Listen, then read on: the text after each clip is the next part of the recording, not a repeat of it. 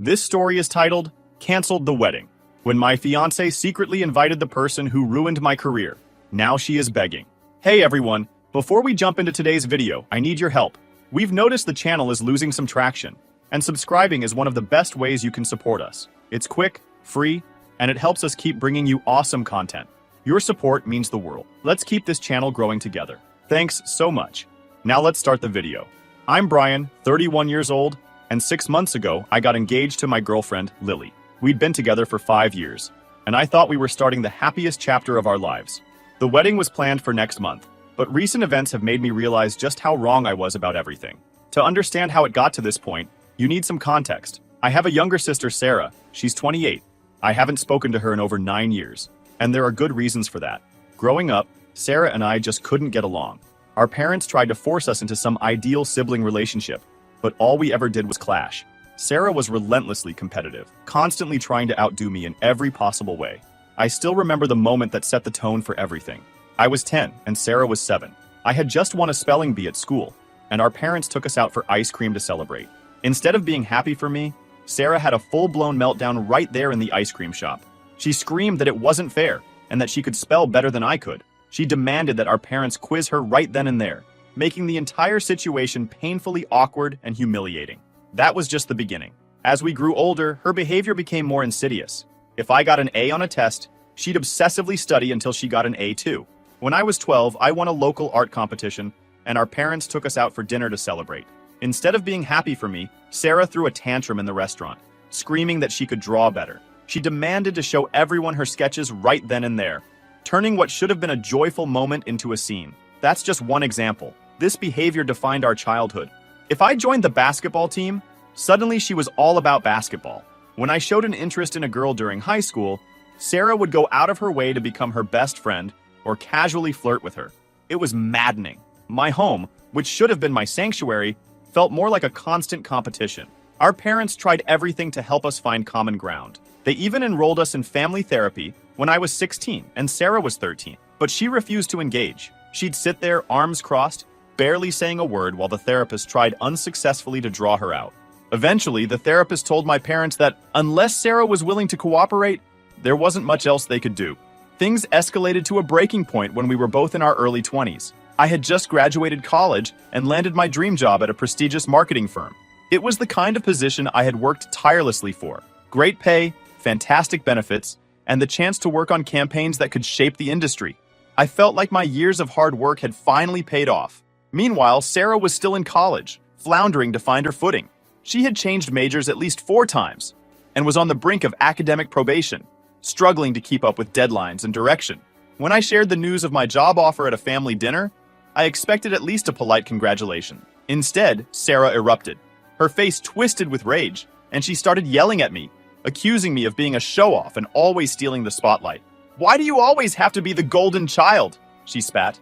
"Why can't you ever just fail for once so someone else can have a chance?" The words stung, but what really shook me was the look in her eyes, a toxic blend of anger, envy, and bitterness. My parents tried to step in, reassuring her that she had plenty of time to figure things out and that my success didn't diminish her own potential. But Sarah wasn't having it. She stormed out of the room, slamming the door so hard that a picture fell off the wall. Later that night, I overheard her talking to one of her friends on the phone. She was saying things like, "He's not going to keep rubbing this in my face, and I'll make sure he's knocked down a peg or two." I brushed it off as her usual dramatic venting. After all, we'd had our share of sibling spats over the years, and I thought this was just another one of her tantrums. But I couldn't have been more wrong. A few days before I was set to start my new job, I received an email from the HR department at the firm. They had conducted a sudden review of my background based on some disturbing materials that had come to their attention. Apparently, someone had sent them forged emails and screenshots from fake social media accounts, all under my name. These documents contained hateful and discriminatory language, painting me as someone completely unfit for the role. I was stunned and devastated when HR informed me that they were rescinding my offer. The job I had worked so hard to secure was gone in an instant. It didn't take long for me to put the pieces together. Sarah was the only person who knew enough about me to fabricate such personal, damaging content. When I confronted her, she played innocent at first, shrugging off my accusations with an icy smile. But when I pressed harder, her facade cracked. "Maybe you deserve to know what it feels like for once," she finally said. her voice trembling with anger. You've always been the favorite, the one everyone admires. It's about time you got a taste of failure. Her words left me speechless. My own sister had deliberately sabotaged my future out of jealousy and spite. It wasn't just a betrayal. It was a declaration of war. But then she broke down and admitted everything. She'd made the fake accounts, forged the emails, and destroyed my reputation. All because she wanted me to fail at something. There was a twisted pride in her voice, as if she'd finally won some warped competition. I was crushed. This was beyond sibling rivalry. This was a deliberate act of sabotage by my own flesh and blood. I told her I never wanted to see or speak to her again, and walked out of the house that day. I crashed on a friend's couch while I tried to figure out how to pick up the pieces of my life. In the years that followed, I cut all contact with Sarah.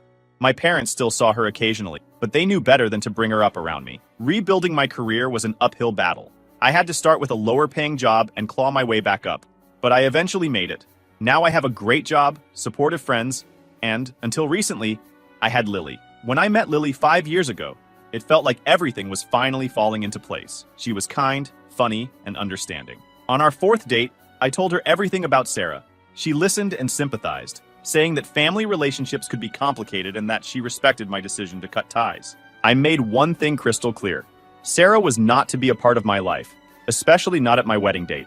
At first, Lily seemed to understand, but as we got deeper into planning the wedding, things started to shift. She kept bringing up Sarah, suggesting that maybe it was time to forgive and forget.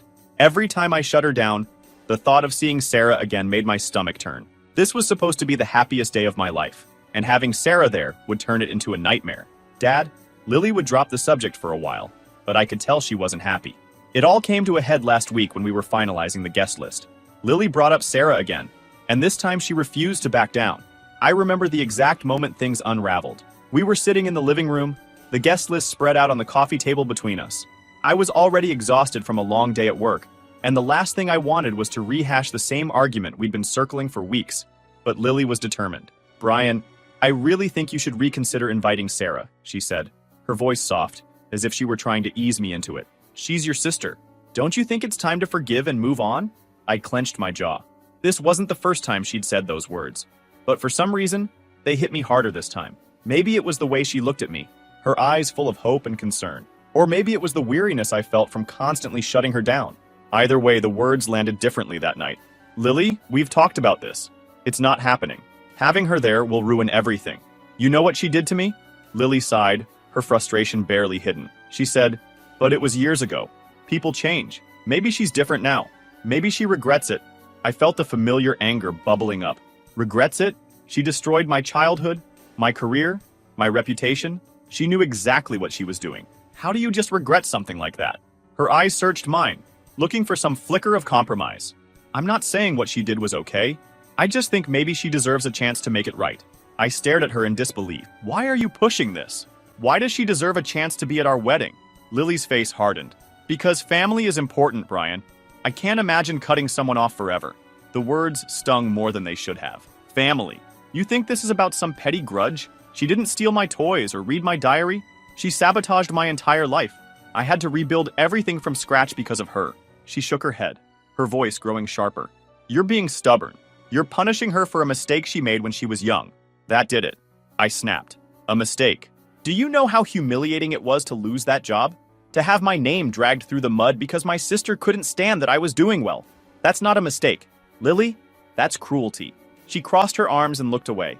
Maybe she's grown. Maybe she wants to apologize. And maybe I don't care, I shot back. She made her choices, and I made mine. I told you this was a boundary for me. If you can't respect that, then maybe we shouldn't be getting married. Lily's eyes widened in shock. I could see the hurt spread across her face like a shadow. You're seriously saying that over this? She said. And I replied, yes, because it's not just this. It's about trust. You're supposed to be on my side, Lily. You knew how much this meant to me, and you're still trying to push me. We sat there in silence, the weight of my words hanging in the air. I could feel my heart pounding every beat, a painful reminder of how far we'd fallen from the happy couple we were just months ago. Lily whispered, I thought you'd understand. I thought love meant forgiveness. I shook my head, my voice barely audible. Love also means respect, and I can't respect someone who won't respect my boundaries. She didn't say anything after that. She just sat there, her eyes glossy with unshared tears. After what felt like an eternity, she stood up and walked out of the room. I sat there alone, staring at the guest list, the names blurring together as my vision grew. Misty. The next day, things were tense. Lily barely spoke to me, and when she did, it was with clipped, polite sentences. I couldn't stand it. This cold, distant version of her was worse than any shouting match. It felt like a wall had gone up between us, and neither of us knew how to tear it down. I kept telling myself it would blow over. We loved each other. We'd been through so much together. Surely this was just a rough patch, but deep down, I knew something had shifted. Trust had been cracked, and once that happens, it's hard to glue the pieces back together. A week later, everything exploded.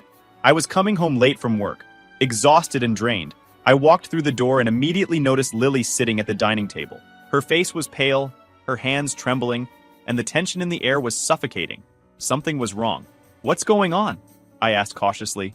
She took a shaky breath and looked up at me, guilt etched across her face. "Brian, I need to tell you something," she said, her voice trembling. My stomach tightened as a sinking feeling began to spread through me. "What is this about?" I asked, trying to keep my voice steady. I reached out to Sarah," she said, so quietly it was almost a whisper. For a moment, I thought I hadn't heard her right. "You what?" The words came out louder than I intended. "I found her on social media a few months ago," she continued, tears welling in her eyes. "I've been talking to her. I just wanted to understand what happened between you two. And I invited her to the wedding." It felt like the ground vanished beneath my feet. I couldn't breathe. My head buzzed with a dull, deafening roar. "You invited her?" My voice was barely controlled, trembling with disbelief. "I'm sorry," she sobbed. "I thought it was the right thing to do. I thought if she came, maybe you two could finally—" "No," I cut her off, my voice sharp and shaking with anger. "You went behind my back. You did exactly what I told you not to do. You betrayed me." "Brian, please," she pleaded, her tears falling freely now. "I love you. I was just trying to help." "Help?" I let out a bitter laugh, the sound hollow and cold. "You think this is helping? You knew how I felt, and you did it anyway. This isn't love, Lily. This is manipulation." She reached for me, but I stepped back, my heart fracturing into jagged, painful pieces. "Brian, wait," she said, her voice cracking. "There's more." I thought she'd changed. I really did. But when I spoke to her, I realized I was wrong. She said— Lily hesitated, as if the words themselves hurt to repeat. She said, "Oh, you're his new girl? How can you even be with such a loser?" My chest tightened, and I clenched my fists. Of course Sarah hadn't changed. Of course she'd lash out, even at someone trying to reach out with kindness. Lily continued, tears streaming down her face. "That's when I realized. You were right all along. I was so wrong to reach out, Brian. I thought I was helping, but I only made things worse. I see now how much she hurt you. I'm so sorry." Her words hung heavy in the air, but they did nothing to soften the pain or betrayal I felt in that moment. "You should have trusted me," I said, my voice quiet but firm. "You should have listened when I told you what I needed." Lily sobbed, her face in her hands, but I couldn't bring myself to comfort her. My heart felt torn apart, and all I could think about was the one person I'd trusted above all had gone behind my back, thinking she knew better than I did. "If you can't respect me enough to trust my judgment, then we have nothing left," she cried. "Don't say that. We can fix this." I shook my head. The pain was too overwhelming to contain. "No, Lily, you broke my trust, and without trust, there's nothing left to fix." I turned and walked away, each step heavier than the last. The air between us felt final, like a door slamming shut on the life we'd built together. I knew it was over, and it hurt more than I could ever put into words. The silence in our apartment was suffocating. After the fight, I spent the night in the guest room, staring at the ceiling, replaying every word we'd exchanged. My mind felt like a storm I couldn't escape. Sleep didn't come, only an endless loop of anger, betrayal, and heartbreak. In the cold light of morning, the weight of everything settled on my chest. I could hear Lily moving around the muffled sounds of her packing. I didn't need to ask what she was doing. I knew the life we had built over 5 years was coming apart. And again because of Sarah, and neither of us could stop it. When she finally walked out of the room, her suitcase in hand, our eyes met. Her face was streaked with tears, but there was a quiet resolve in her expression. "Are you sure this is what you want, Brian?" she asked, her voice barely above a whisper. I swallowed hard. My throat felt tight. "No, Lily, this isn't what I want, but it's what you've left me with." She nodded, wiping her eyes with the back of her hand. "I never meant to hurt you." "I know," I said, my voice cracking, "but that doesn't change what you did." We stood there for a moment, the air between us heavy with everything left unsaid. Then she turned and walked out the door. The sound of it closing behind her was a finality I wasn't ready for. I sank onto the couch, the emptiness of the apartment pressing in on me. It felt like the walls were closing in, the silence deafening in its finality. The next few days were a blur. I called off the wedding, officially canceling the venue, the caterers, and the florist. Each call felt like another stab to the heart, like I was dismantling a dream piece by piece. The reactions were mixed. My friends tried to be supportive, though some of them clearly didn't understand. Lily's family, on the other hand, made no effort to hide their anger. Not her mother called me a heartless monster, accusing me of throwing away a perfect relationship over petty sibling drama. Her brother, who I used to be close with, sent me a long, bitter text telling me I was making the biggest mistake of my life. I stared at the screen feeling numb. They didn't know the full story. They didn't understand how deep the hurt went. In the middle of all this, my own family decided to weigh in. My parents called me relentlessly, leaving voicemails that ranged from pleading to guilt-tripping. My mother's voice was shaky and tearful. "Brian, please. This could be a chance to heal the family. Don't let this tear everything apart." But it wasn't me who had torn everything apart. It was Sarah, and now Lily. The people who were supposed to protect me and stand by me had crossed lines I couldn't forgive. One evening, after a long day at work, I came home to an email from Sarah. I almost deleted it without reading, but curiosity got the better of me. The subject line simply said, "I'm sorry." The email was long filled with apologies and explanations. She wrote about how she'd spent years in therapy trying to understand her jealousy and resentment. She admitted that what she did to me was unforgivable, but claimed she was a different person now. She wanted to reconnect, to make amends, to be a sister to me again. I stared at the words on the screen, feeling nothing but exhaustion. Was I supposed to believe that a few years of therapy could erase the pain she'd caused? Could I undo the damage of losing my dream job? The embarrassment? The years of struggle to rebuild my career? The scars ran too deep. I closed the email without responding. I spent the following weekend alone trying to process everything. My mind kept circling back to Lily. I missed her. The way she'd laugh at my dumb jokes. The way her eyes sparkled when she talked about her passions. But I couldn't shake the feeling that the trust we'd had was gone. It wasn't just about Sarah. It was about Lily choosing to ignore something I'd made clear from the start, and to do exactly the opposite to prove a point. I went to play basketball, trying to sweat out the frustration. I lifted until my legs burned, focusing on the physical pain instead of the emotional one. Afterward, I sat in my car, drenched in sweat, staring out the windshield. Was I being too stubborn? Was it worth losing Lily over this? But every time I considered reaching out, I remembered the hurt in my chest when she admitted she'd gone behind my back. The feeling of betrayal. The cold realization that the person I loved hadn't respected my boundaries. No matter how much I loved her, that wound was too fresh, too deep. On Tuesday morning, I walked into work feeling like a ghost. My boss, a no-nonsense woman named Ashley, pulled me aside. She'd always been supportive, and today was no different. "You doing okay?" she asked, her voice softer than usual. I forced a smile. "I'm getting there." She nodded, studying me for a moment. "Sometimes standing your ground is the hardest thing to do, but it's worth it." Her words stuck with me. I spent the rest of the day lost in code, letting the rhythm of work distract me from the chaos in my mind. By the time I got home, the apartment felt emptier than ever. But for the first time in days, I felt a small sense of peace. I had made the right choice. It didn't make the pain any less real, but at least I hadn't compromised myself. That night, I deleted Sarah's email. I didn't need to read it again. I knew my answer. In the days that followed, life moved on, but it felt like I was standing still. The apartment, once filled with warmth and laughter, now felt cold and hollow. Lily's absence was a constant ache. Her side of the closet was empty, the bathroom shelves half bare. I kept catching myself expecting to see her, hearing her voice in the quiet moments, only to be reminded that she was gone. I threw myself into work, using the long hours and challenging projects as a distraction. But no matter how busy I kept myself, the weight of everything lingered. The betrayal, the shattered trust, the future that had slipped through my fingers. All of it followed me like a shadow. Then came the call from my parents. My phone buzzed late one evening, and for a moment I considered ignoring it. But something made me pick up. "Hi, Mom," I said, my voice flat. "Brian," she said, her tone cautious. "Please come to dinner this weekend. We need to talk." "I don't think that's a good idea," I replied, exhaustion seeping into my words. "Please," she pleaded. "It's important." Against my better judgment, I agreed. Maybe some part of me still hoped they would understand, that they'd finally see my side of things. But deep down, I knew I was setting myself up for disappointment. Saturday evening came, and I drove to my parents' house, my stomach in knots. The memories of my childhood home felt different now, tinged with a sadness I couldn't shake.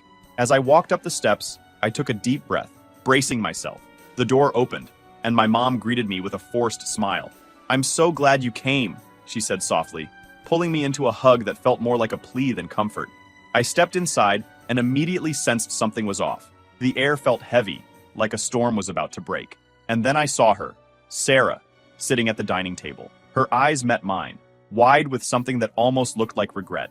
A cold wave of anger rushed through me. "What is she doing here?" I demanded, my voice shaking. "Brian, please," my dad said, his expression pained. "We just want to help you make peace." "What is wrong with everyone? You did this behind my back," I said, the betrayal hitting me like a punch to the gut. "You ambushed me." My mom's eyes filled with tears. "We thought if you two just talked, you could finally heal." I shook my head, my hands clenched into fists. "You don't get it. You never have." "Brian, wait," Sarah spoke up, her voice trembling. "I just want to apologize." Her words fell on me like empty noise. I turned to my parents, bitterness rising in my throat. "You're still trying to fix something that's broken beyond repair. You can't force this." My dad's voice cracked. "We just want our family back. This is your family now," I said, my voice hard. "Where trust doesn't matter. Where betrayal is swept under the rug." I turned toward the door, the weight of finality heavy on my shoulders. "I told you where I stood. If you can't respect that, then I don't know what else to say." I walked out, my heart pounding in my ears. My mom's sobs followed me down the steps, but I didn't look back. The cold night air hit my face, and for the first time in a long time, I felt clear. The lines had been drawn. I didn't cross theirs, and I wouldn't let them cross mine. That night, I sat in my car for a long time before driving home. My phone buzzed with texts from my parents, Sarah, even Lily. They probably even told her about this. I ignored them all. I wasn't ready to respond, to explain myself again, to justify my pain. I'd done that enough. When I finally got home, the emptiness of the apartment no longer felt suffocating. Instead, it felt like space. I could breathe in. I was tired of holding on to relationships that hurt me, of trying to fit pieces together that no longer matched. I spent the next few days in quiet reflection. I knew I had burned bridges that couldn't be rebuilt, but there was also a strange sense of freedom in it. I wasn't carrying the weight of others' expectations anymore. I wasn't obligated to forgive someone who hadn't earned it. One evening, I decided to meet up with some friends. They'd been worried about me, and I figured it was time to step out of the shadows. We went to a small bar downtown, the kind of place where the music was low and the conversation could flow. As I sipped my drink and listened to their laughter, I realized how much I had isolated myself. The world hadn't ended because my engagement did. Life kept moving, and so could I. Later that night, as we were leaving, my friend Sam clapped me on the shoulder. "You did the right thing, man," he said. "It takes guts to stand up for yourself." I nodded, a small smile forming for the first time. I believed it. Standing my ground had cost me, but losing myself would have cost more. The next morning, I went for a walk along the beach. The waves lapped gently at the shore, and the morning sun reflected off the water in shimmering golden hues. I took a deep breath, letting the salty sea air fill my lungs. There was still hurt, still loss, but there was also hope. I was finally free to build a life where my boundaries were respected, where I didn't have to compromise my peace for the sake of someone else's idea of family. I didn't know what the future held, but for the first time in a long while, I was okay with that. One step at a time, I would figure it out. The days stretched into weeks, and life settled into a new rhythm. I wasn't the same person I'd been before the breakup, but I was starting to feel more grounded. There was a strange peace in the quiet, in the simplicity of focusing on myself. It felt like I was slowly rebuilding the foundations of my life. Not for anyone else, just for me. I spent more time with friends, people who accepted me for who I was. We explored hidden trails through the coastal cliffs, sat around bonfires on cool evenings, and shared stories that reminded me what real connection felt like. These friendships were honest, untainted by expectations or betrayal. They gave me the strength to keep moving forward. At work, things were steady. I threw myself into projects, taking on challenges that pushed me to grow. My boss, Denise, noticed the change in me. One day, she pulled me aside after a meeting. "You've been doing great, Brian," she said, a smile on her face. "I can see the focus in you. Keep it up." I nodded, feeling a spark of pride. Her words reminded me that despite everything, I was still capable, still driven. My past hadn't broken me. It had forged me into something stronger. One weekend, I decided to clear out the apartment. It was time to let go of the things that tied me to what used to be. As I went through the drawers and closets, I found remnants of my relationship with Lily. A stray earring, an old movie ticket stub, a half-written grocery list in her handwriting. Each item carried a memory, a flicker of what we had. But instead of drowning in nostalgia, I let each one go. I placed them in a box, sealed it, and set it aside. Letting go didn't mean forgetting. It meant choosing to move forward without the weight of what could have been. The apartment felt different, cleaner, lighter. It was finally my space. I rearranged the furniture, added a few plants, and hung up new artwork. These small changes made a big difference. The space felt like a reflection of who I was now, not who I used to be. One evening, as I cooked dinner, a new hobby I was slowly getting better at, my phone buzzed. It was a text from my mom. "We miss you. Please talk to us when you're ready." I stared at the message for a long time. The hurt from the dinner ambush still lingered, but I also knew my parents weren't bad people. They just didn't understand the depth of my pain, the boundaries I needed to protect myself. I didn't reply right away. I needed more time, and that was okay. Healing didn't have to be rushed. A few weeks later, I was at a rooftop party in downtown Austin when I met someone new. Her name was Emily. She had an easy smile and a way of making conversation feel effortless. We talked about everything, from favorite books to road trips to the best barbecue spots in Texas. She didn't pry about my past or ask questions I wasn't ready to answer. She just enjoyed the moment with me. That was refreshing. I didn't need to explain myself or defend my boundaries. I could just be. As the sunset turned the sky shades of orange and purple, Rachel turned to me and smiled. "Feel like grabbing a milkshake?" she asked. I chuckled. "Sure, as long as I don't have to sing karaoke." She laughed, and in that moment, I felt a warmth I hadn't felt in a long time. It wasn't the rush of falling in love, it was the quiet comfort of knowing that maybe, just maybe, new beginnings were possible. That night, as I walked back into my apartment, I realized something. I wasn't over everything that had happened. The scars from Sarah's betrayal and Lily's broken trust were still there. But those scars didn't define me. They were just part of my story. I was stronger now, more aware of what I needed and deserved. I knew that I couldn't control other people's actions, but I could control how I responded to them. And for the first time in a long time, I felt at peace with my choices. I stood by the window, gazing out at the Austin skyline. The world was still moving, and so was I. The path ahead was uncertain, but I wasn't afraid. I had boundaries, self-respect, and a clearer sense of who I was. Sometimes standing your ground means losing people you love, but in the end, it also means finding yourself. And that's a trade I was finally willing to make.